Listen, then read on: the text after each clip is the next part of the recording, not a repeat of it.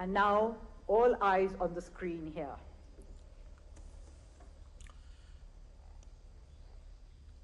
महाराष्ट्र के मुख्यमंत्री श्रीमान देवेंद्र फडणवीस जी, सांसद सुश्री Poonam Mahajan ji, Indian merchant chamber के president Shri Deepak ji, IMC ladies wing की प्रेसिडेंट सुश्री राधिका नाथ जी, सुश्री कैटरीना कैफ जी और देवी और सज्जनों, मैं इंडियन मर्चेंट चैम्बर के लेडीज विंग को 50 वर्ष पूरे होने पर बहुत बहुत बधाई देता हूं। किसी भी संस्था के लिए 50 वर्ष का पड़ाव बहुत अहम होता है और ये ऐसा कालखंड होता है कि व्यक्ति हो या संस्था, वो सोने की तरह तप करके निकलता है, चमकने लगता है। और शायद इसलिए 50 वर्ष पूरे होने को गोल्डन जुबली भी कहते हैं। आप जिस संस्था का हिस्सा हैं, उसका बहुत ही गौरवशाली इतिहास रहा है। स्वदेशी आंदोलन की पृष्ठभूमि में इसकी स्थापना हुई है।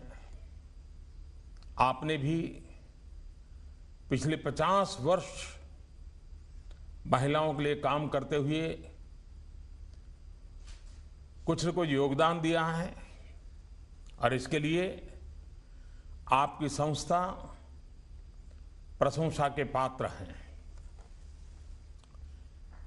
और पिछले 50 वर्ष में जिन जिन लोगों ने इसका नेतृत्व किया है, उसको आगे बढ़ाया है, वे सभी अभिनंदन के अधिकारी हैं।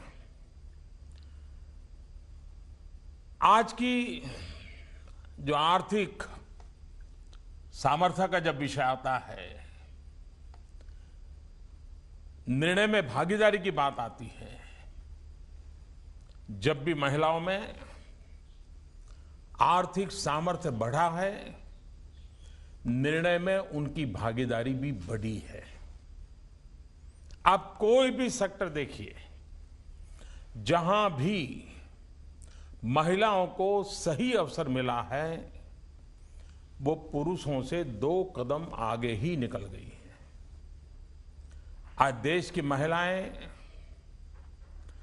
लड़ाकू विमान उड़ा रही हैं, अंतरिक्ष में जा रही हैं, ओलंपिक में देश को मेडल दिला रही हैं, पंचायत से लेकर के पार्लियामेंट तक, गांव के वेल से लेकर के सिलिकॉन वैली तक भारत की महिलाओं की धमक है।